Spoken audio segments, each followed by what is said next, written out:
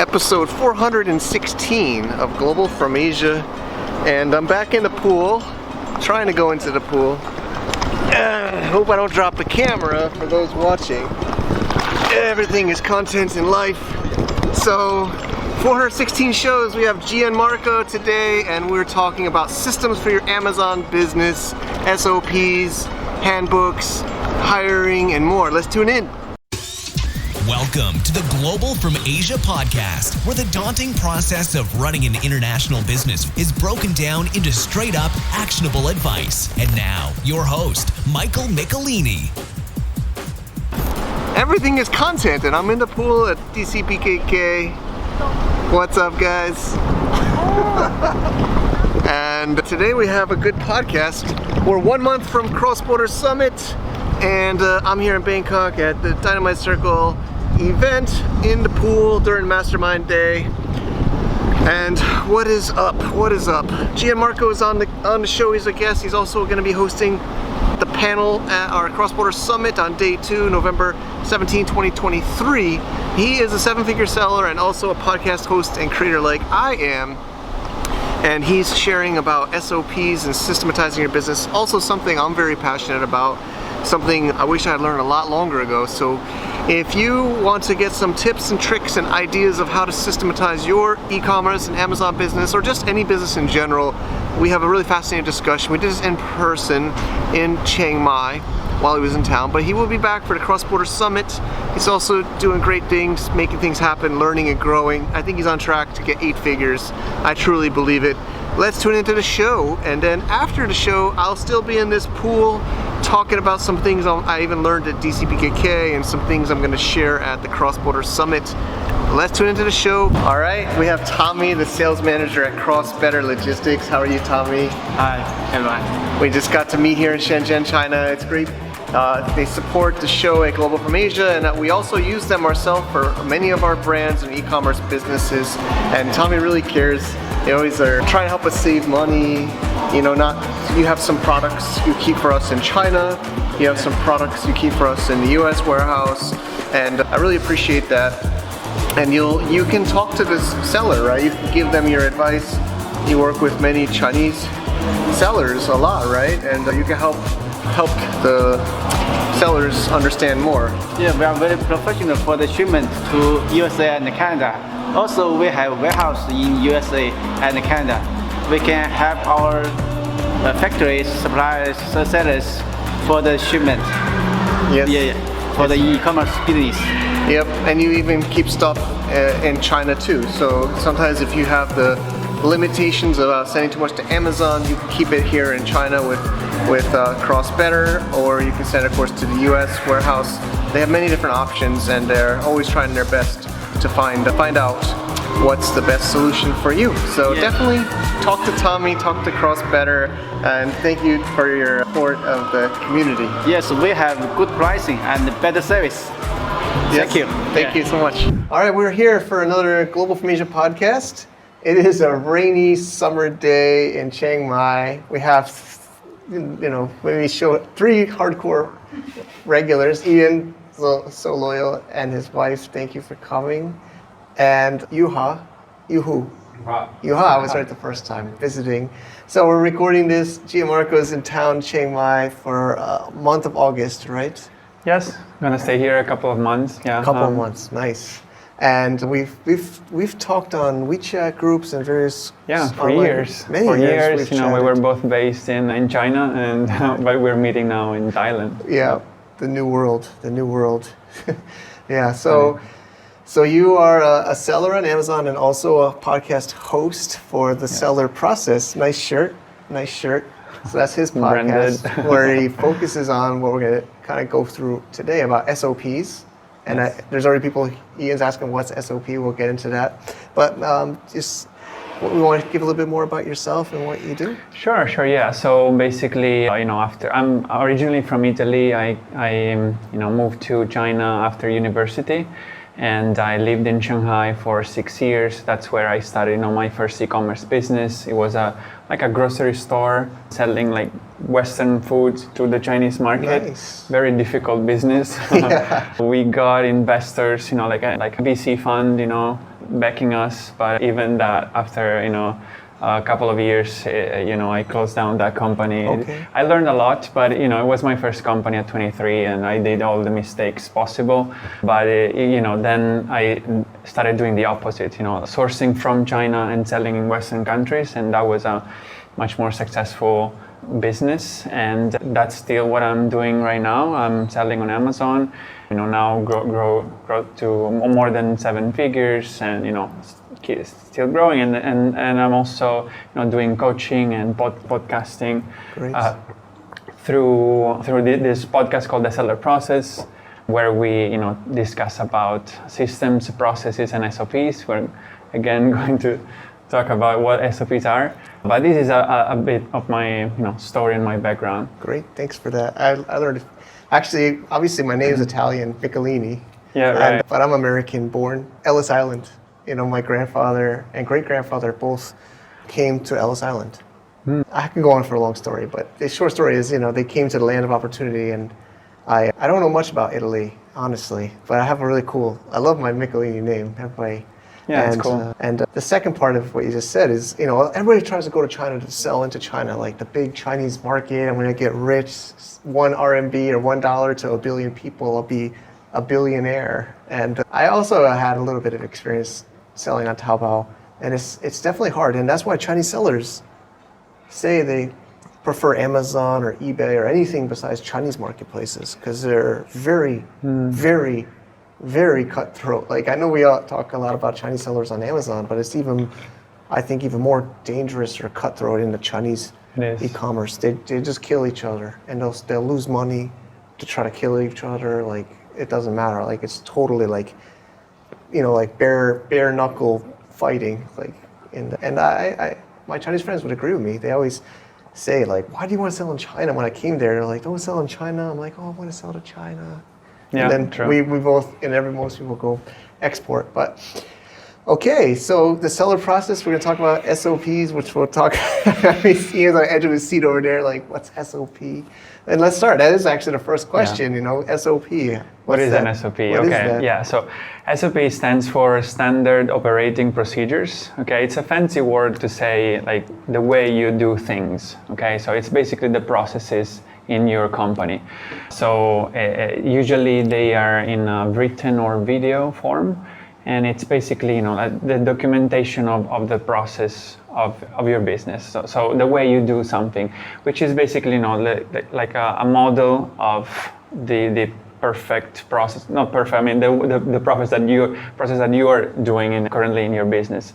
There are many ways that you can create an SOP. It can be like a text version with just step by steps, all the task that needs to be done in order to accomplish a larger task, and can be in video forms. That, for example, that's usually the most common when you're trying to share a process that is done on a computer, on online, for example. So we're all familiar with, for example, YouTube tutorials, right? So it's basically something like a tutorial that explains how something is done. Can be in the form of a checklist, can be a flowchart, a process map. So it can have different forms depending on what kind of process you're trying to share and who you're trying to share it with. And so you will adapt your SOPs based on that and your purpose. Yep. So you as a programmer, and a lot of people, like, I'm not speaking for Marco, I'm not such a developer, but we call SOPs kind of like programming for non-developers in business, because you can kind of connect them, and it makes the process, even like, something, even recording this, actually we don't really have an SOP still for this. We should, but we definitely have SOP for editing the podcast. What steps, what's the flow, and then I'll be honest, I'm not as good as I used to be about it, but you can put, like you said, a flow chart.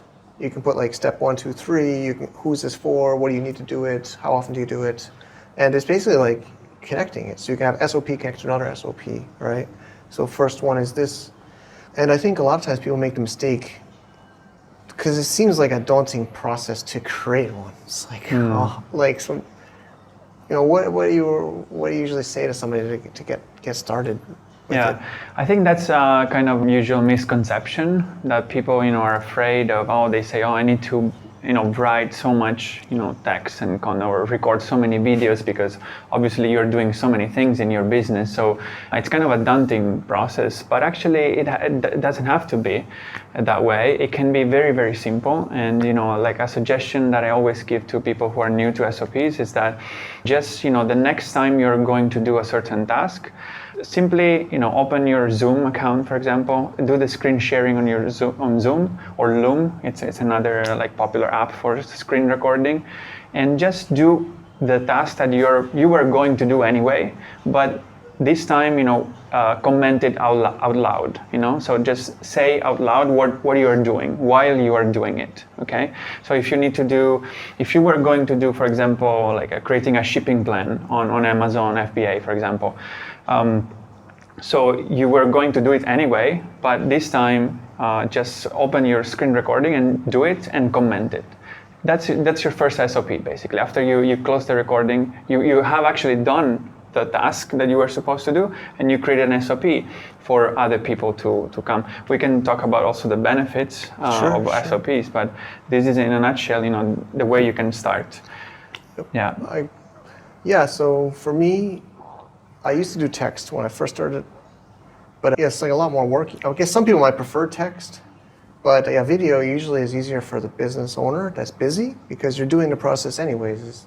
You're adding an extra step to record it, but now with like Zoom is free, Loom is free, there's so many free ones. Of course there's paid recording, but you can use a lot of free ones. And then you just save it as an MP4, or you can upload it to a file, put it in a Google Doc, wrap it all together, and then like I make mine are usually like 5 minutes long, right? Snook watches some of them. I do a 5 minute, and you just talk out loud, right? I just say, this is what I'm doing, this is why I'm doing it, this is what maybe other ways. But my other question is, how many do you think people need to make generally? Is there a way to count? I mean, not really, right? I mean, well, my suggestion with SOPs is always do as many as needed and as little as possible.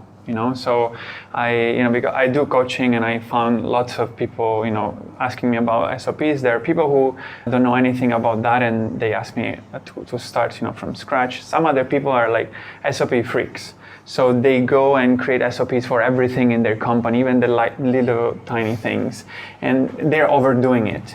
So you don't need to create an SOP if it's a very simple task, or you are not going to delegate that task. Okay, because an SOP most of the time it's used to delegate a task, to transfer knowledge. Basically, you're putting what's in your head in a piece of paper, on a sheet, or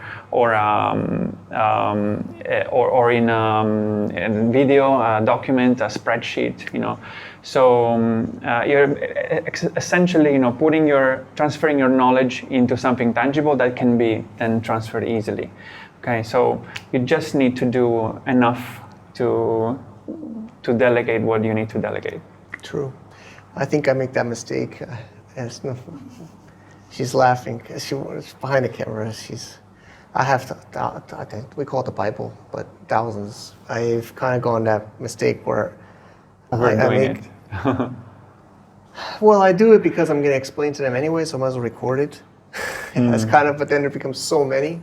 Yeah. But then you could search it. So maybe we talk about, where do people store it usually, or what do you recommend? Okay, that's a good question also, because it's a best practice that I don't see many people doing, is to create like an SOP index. So I have basically like a spreadsheet, which is a database of all the SOPs I have. So just to give a little context on how I do that and how I suggest doing it. So basically I divided my company into departments, okay, which I gave numbers and names. So department number 1, for example, it's inventory management. And department number 2 is, for example, content creation and marketing. Okay, I actually have the full list of how I'm doing it in my ebook. So in each of these departments, there is a master a master document that collects all the SOP in that department. And all the SOPs are numbered in order to be easily found, that you can easily find them. So for example, department number 1 will have a document in which the first SOP it's called 1.1 plus obviously the name of the SOP.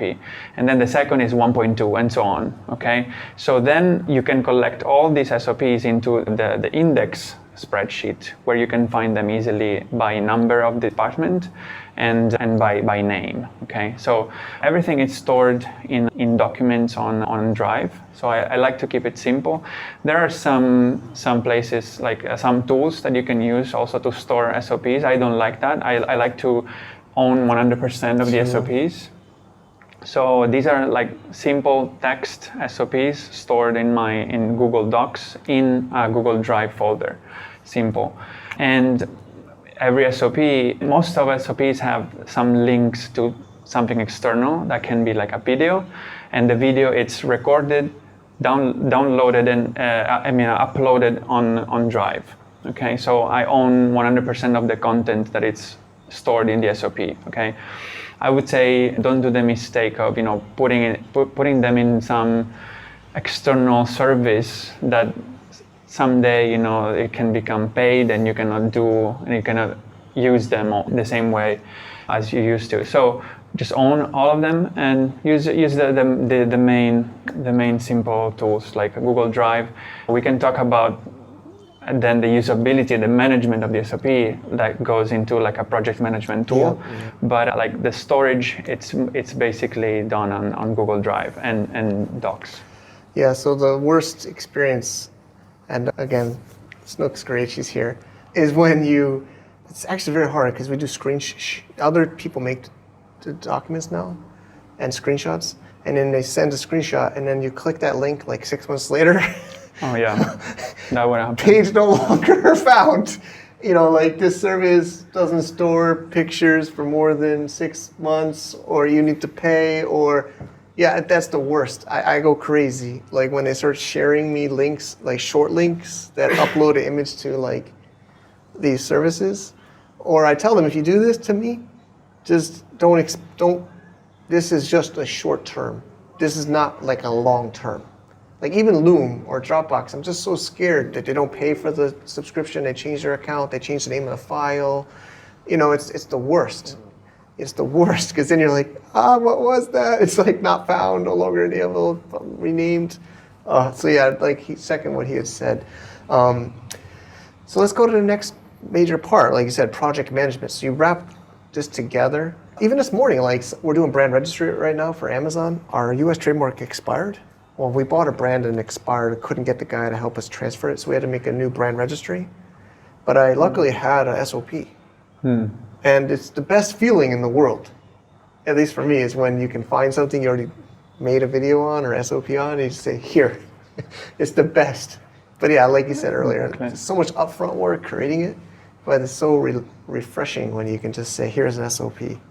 Yeah, exactly. I mean, it doesn't have to be a lot of upfront work, actually. It can be done on when needed, whenever needed. The first time you're actually doing that thing, record it or create the SOP. It can be simple.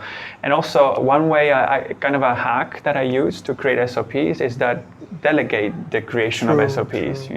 So, for example, what I do sometimes is like very simply on a meeting, for example, or I would record a video just to explain a task very simply, not in detail, because I know my team already knows maybe 50% of that. So I just tell them, do this, this, and that, please. And then at the end, create a full SOP, because we also have, kind of an SOP to make SOPs, because an SOP should have a certain structure that we always respect. We can talk more about that, but there is a kind of a structure that we follow so that all SOP looks similar and they have certain elements. But essentially, you can delegate that to your VAs or assistants or teammates. Sometimes what I do also is to create an SOP is that actually today I think we received a kind of a complaint by a Shopify customer, and I said, okay, I give them the refund and give them a issue like a discount, a coupon discount on Shopify. And she never did it because we usually work mostly on Amazon. She's not used to Shopify. And I said, just go on Google, search. It's super easy to find any guide on YouTube to explain you how to do that.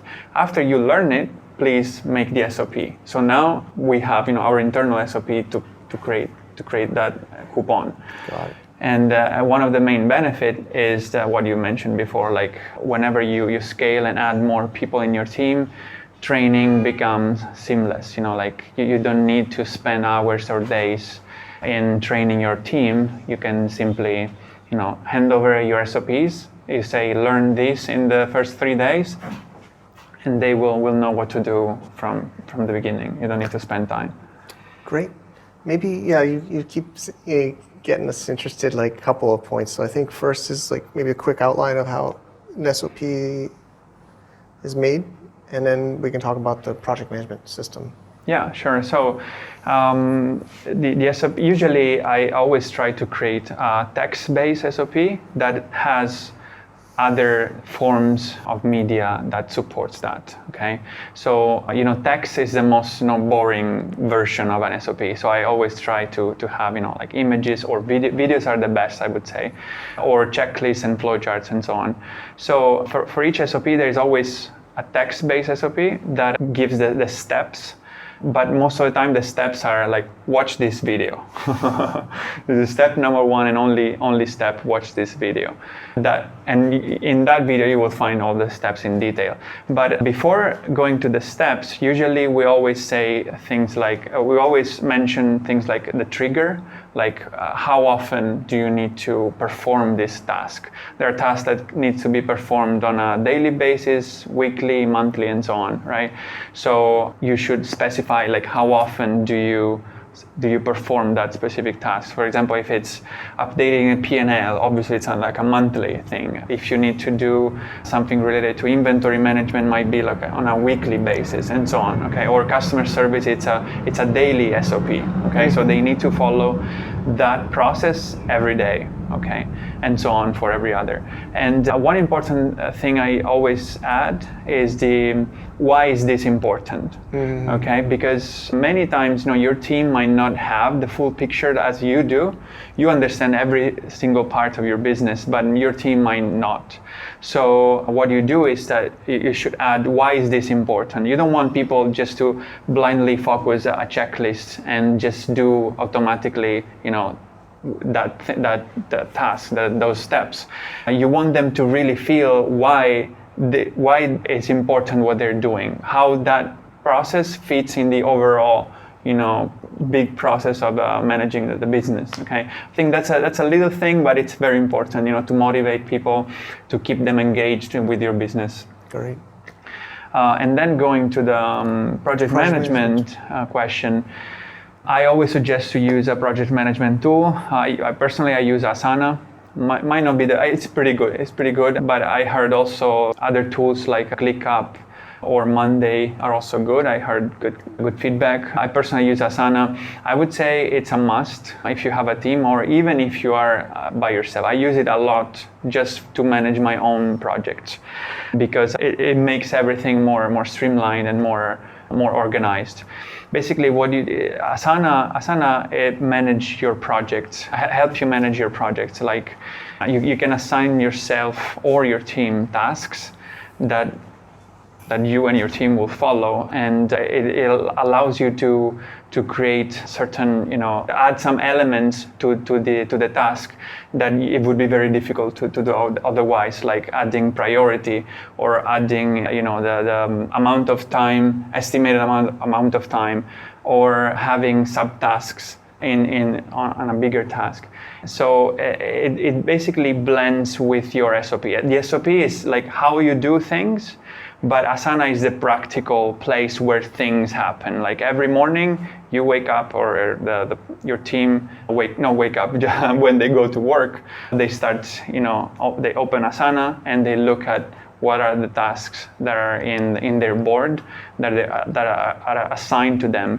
One good thing about Asana is that you can work with dates in a very flexible way. So you can add due dates and recurring tasks. This is like really, really essential in a business, I would say. Whenever you need to perform tasks on a recurring basis, Asana makes this automatic. So like we said before, some SOPs run every day or every week or something like that. But and in Asana you have exactly that function to make a task appear in the board of that person when it needs to be done. Okay, so basically every team member check what needs to be done, actually do it, click as completed, and move on to the next task. And you as a business owner, you have control of what's going on. Not just control, but you're informed of what your team is doing and where they're at the moment. We can go deeper. There's so many things to discuss about Asana, but yeah. Yeah, I second that. I'm actually using Perfect CRM. It's open source, so not actually open source, it's a paid script. We install on our own server. I was using Asana before. And the value of any of these project management tools, like you said, is so in our company, we call it two different things. We call the SOPs the handbook, and we call the project management the portal. I don't know how I picked these names, but we call it portal. The portal is where you actually do your work, and you measure. Yeah. We actually has time tracking inside of it too, so you put their task, and then you link to the SOP or the handbook. Exactly. Right, so the description, I try not to put too much in the Asana or the project management. I just say SOP here, click to that, and then they can read the directions, update the directions, and the Asana is more like a throwaway.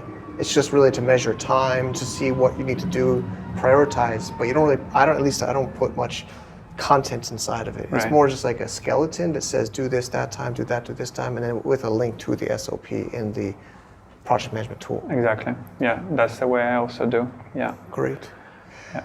I think we covered, of course, like you said, honestly, I geek out about this stuff too. And maybe just, what do you, for e-commerce specifically, FBA, maybe for an e-commerce seller, what do you think is the most important thing they should do with like SOPs or this process?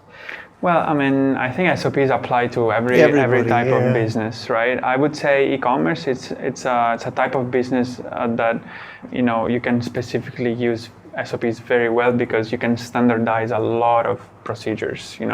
It's not a very there are parts that are creative in e-commerce, but a lot of other tasks are very standardized. Like you always do the same week over week. Like inventory management, customer service, and things like that. Even creative things actually can be standardized in a way. Like we have lots of guidelines for designers, for example. So everything can be if you can think about something, you can translate that into words, and those words can be written somewhere. Okay, so people should not fall into the trap of thinking that maybe because they're solopreneurs, most of e-commerce sellers, many e-commerce sellers, they start as solopreneurs, so they think SOPs or systems don't apply to them. So that I would say it's one of the main mistakes I see e-commerce sellers make. And also, sometimes they think that there's certain tasks that they are the only one that can do those tasks. That is true. Okay. So, and that's also, an excuse, and it's not true at all, because, if you learn it, somebody else can learn it as well. Maybe it means that you are not hiring the right people if they're not able to do what you're asking. And to be honest, it's just arrogant to think that you only can do something, it just doesn't make sense. Or maybe fear. They're scared to let go. Yeah, exactly. So this is kind of a skill that obviously, and every entrepreneur, it's a basic entrepreneurial skill, right? Like letting go and trusting other people, right? So if you want to stay at entry-level entrepreneur, let's say, you are fine with your little e-commerce business with just by yourself, Okay, good. But if you want to scale, and which most people actually have the desire to do it, they need to embrace that mindset. To let go, delegate, build a team, and so on, and create SOPs. Agreed. And then some people feel like it's not creative; it makes it boring. But my response to that is it actually makes you more creative. Exactly. Because I don't need to kind of remember how to do the repetitive things, or even my team, they can focus on more impactful work than just the repetitive work. If they don't have a SOP and they're wasting time like learning every time or figuring it out, then it'll like lower your productivity. Exactly. It frees up mental energy, basically. Yeah. Because, if every time you need to do something, you need to think about every step, you need to remember every step, it's going to take some mental energy. Instead, if you follow a checklist, you just follow that, you do it like very fast. You always with the same consistency, same level of the same level per output, and then you free up your mind to do more creative things. Great. Yeah. So we'll open up to questions. Maybe we'll cut the recording, but so before we get off the recording, you have a podcast. I think I'll be a guest soon. How can people find out about your show and other things that you're doing? And yeah, for sure. I mean, they can find me on LinkedIn with my name, Gianmarco Melli. Maybe you can spell it. They can find the spelling in the show notes. My podcast is called The Seller Process. You can see here if you're watching the video. And I interview sellers or business experts in the topics of SOPs and systems. It's mostly a show for like 6-7 figure sellers and above. We talk about scaling the business, not so much about the basics. And I also do coaching, one-to-one, like coaching, mentoring to sellers that wants to systematize their business or improve something about their business. Yeah, so they can find me on my website, thesellerprocess.com. Perfect. All right. Thanks so much, Gianmarco. Thank you. Great. And thank you to our sponsor, our returning sponsor, Mercury.com, online bank. Well, it's a real bank, but you can do it totally online for US. Our Blimp program participants are going through this as well. Thank you, Mercury. Travis is great there. He's been on our show. He's been in our events. We're going to have another event where we will have them attending as well. And if you want to get a little bonus for you and us, if you sign up and do some special circumstances, you can go to globalfromasia.com/Mercury. I also have a video tutorial that we use even for the Blimp people. I use the same exact video to learn how to use it. I hope you can check it out. Totally free. Why not? See you there. I am getting some cool eyeballs here. Back there, they're looking at me. But whatever, man. I'm in the pool. This camera, I figured if I drop this camera, I don't really care. Hopefully the footage here is gonna last. But I've been using this since 2015 for vlogs and podcasts and content all around the world. So whatever, man. But I hope you enjoyed this podcast with Gianmarco. He's Italian, a real Italian born. I'm Italian American, 25% technically. My name is Michelini. And we are making things happen, He's also an action taker, content creator. So what did I learn? It's only the second day of DCPKK, but what I learned so far yesterday, Brie Moreau is great. He is actually talking about systematizing your business. He gives chickens and pigs to some of his top performing staff in Pakistan. So I like that, man. He gives bonuses in real chickens. I gotta get Brie on this show again. I think he's on a podcast before. Maybe I'm gonna ask him to come on. I think that would be a pretty cool episode. But I got a tip. Super Boss is his book he recommends. Also looking into more ideas, of course, Amazon and e-commerce. I shared a little bit yesterday. I had a little meetup about Amazon selling here. I met some cool people as always. We were talking about insert cards. One guy, he didn't get banned for insert cards, but he was asking for reviews. Amazon actually asked him to stop doing it. They didn't ban him because he's a humongous seller, but they contacted him and says, don't do this anymore. So he stopped putting the inserts. But I was still talking. I said you can still do an ambassador program. You can give early reviewers, early people using, oh, it's getting more shallow here. Interesting.